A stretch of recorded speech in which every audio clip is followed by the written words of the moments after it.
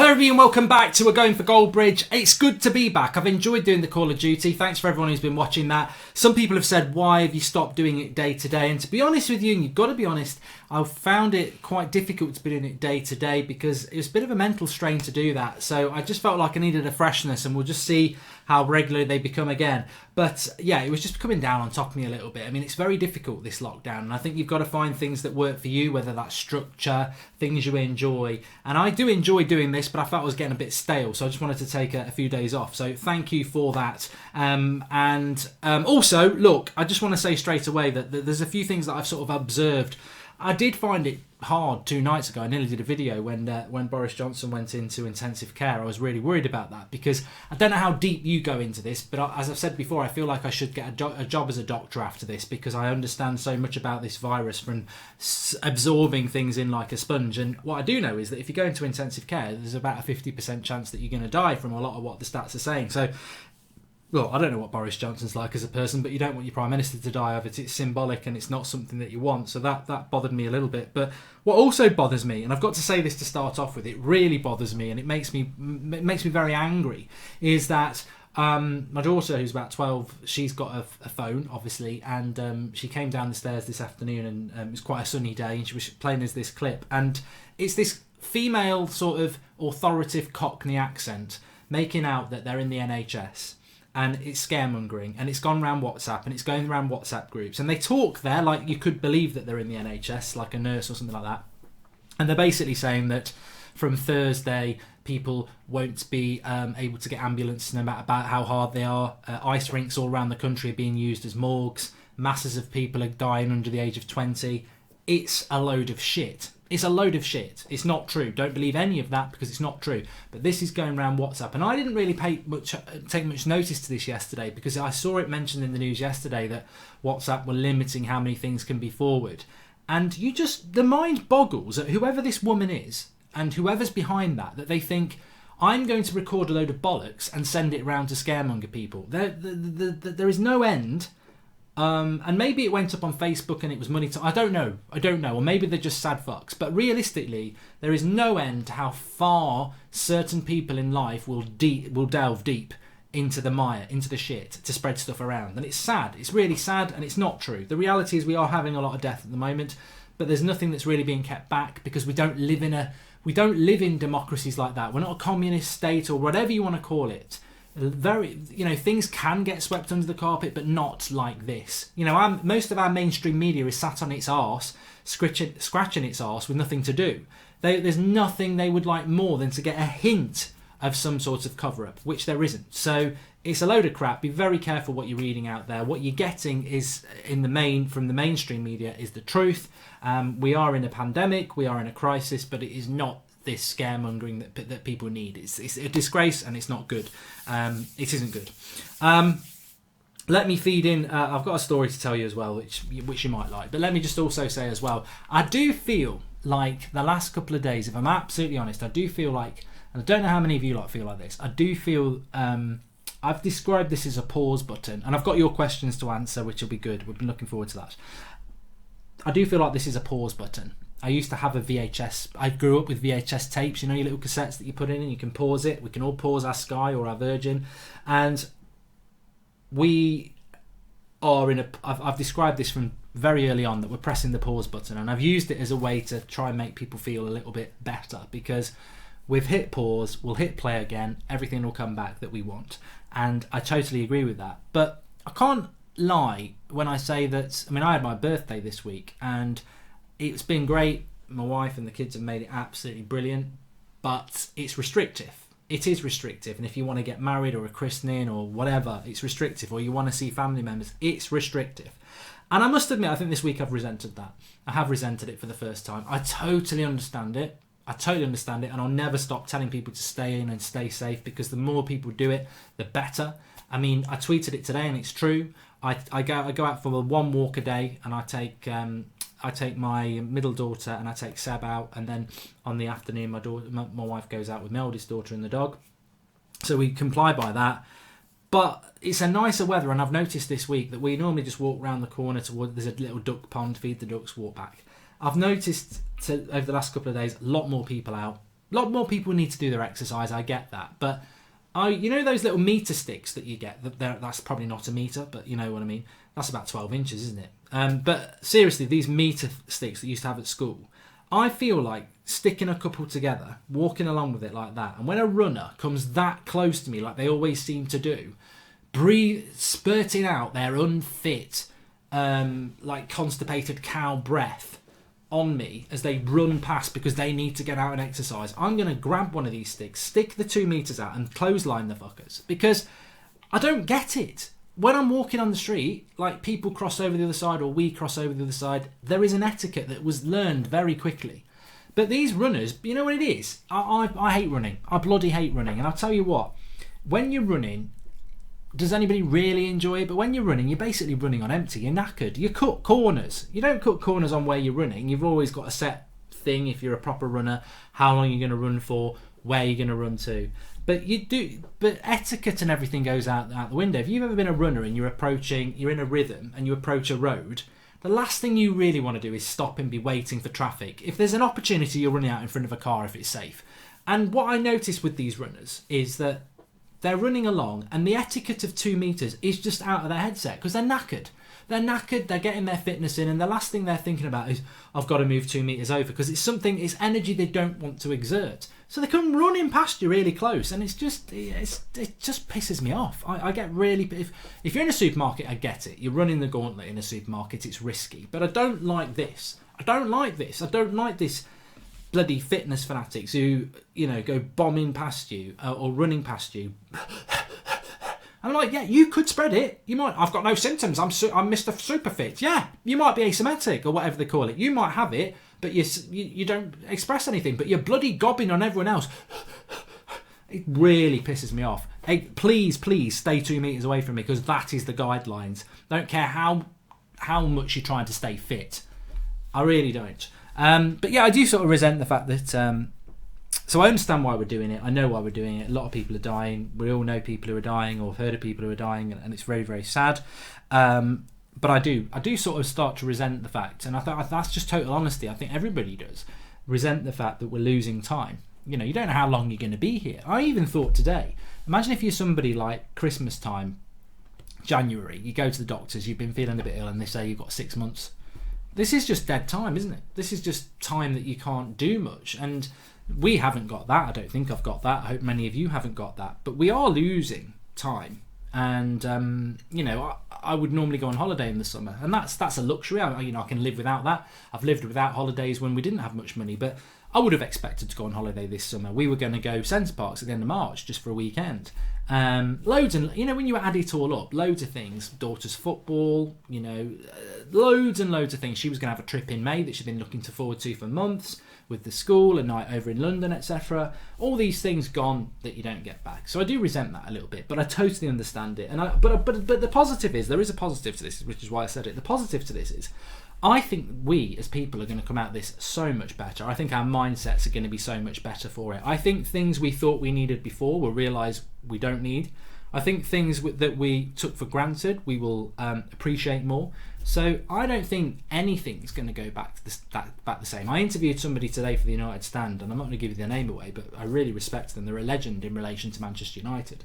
And they were saying about football, look, everybody assumes that when football comes back that people are going to be, oh, look, it's Brighton versus Norwich. I've not seen any football for ages. But he was saying, I don't think that will happen. I think it might happen initially, but football will need to address the fact that people will realise they can live without football, and they may consume less of it and focus on the things that they enjoy, and also everything else. People are going to have their eyes open to things that maybe they've neglected, whether it's reading, family, whatever, DIY, whatever, and realise that those things are as important as those, and you can live without them. And what he actually said is that, because of the shopping restrictions, we forgot to get Weetabix. And I have Weetabix every day and I love it. We didn't have any, and we didn't go back to the shop to get it. We had to wait a week because you've got to shop responsibly.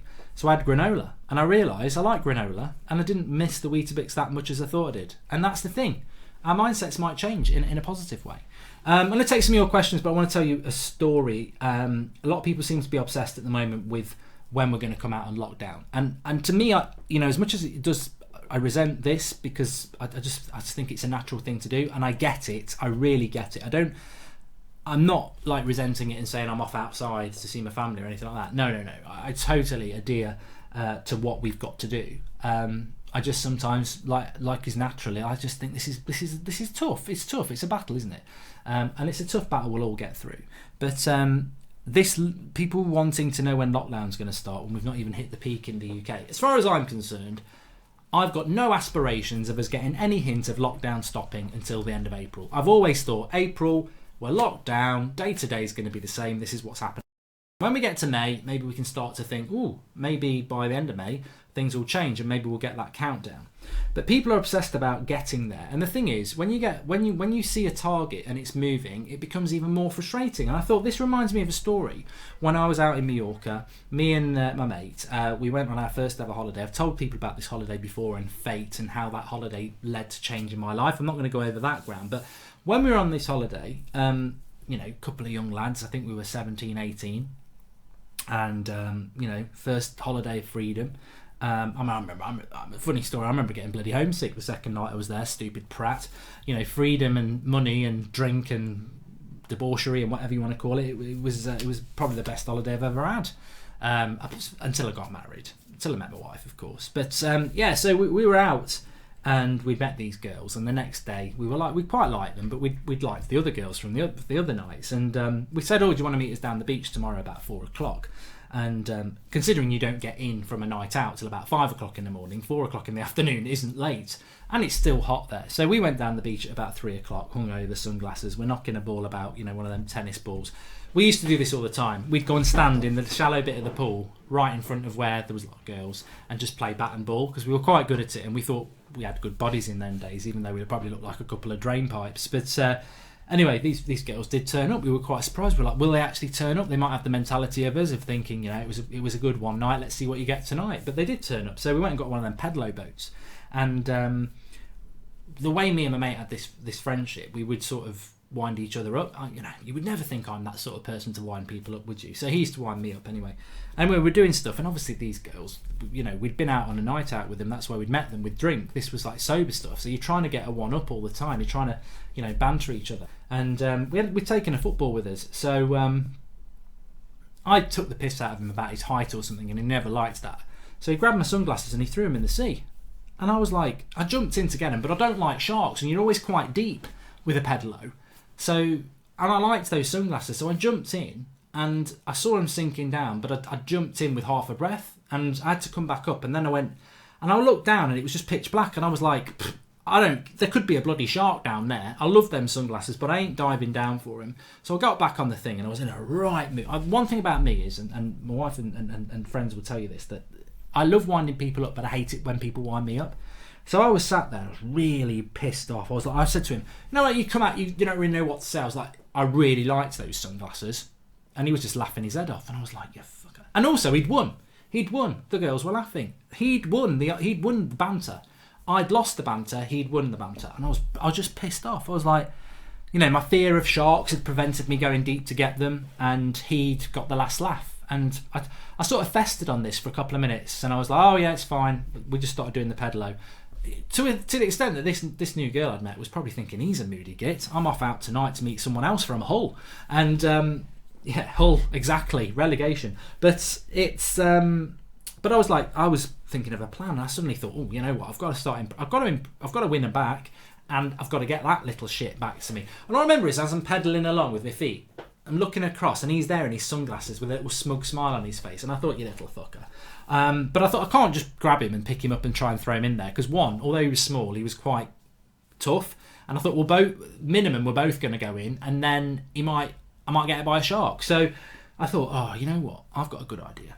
So I said to this girl, took a bit of courage. I said to the girl, grab that ball and kick it as far as you can, and I'll go and get it.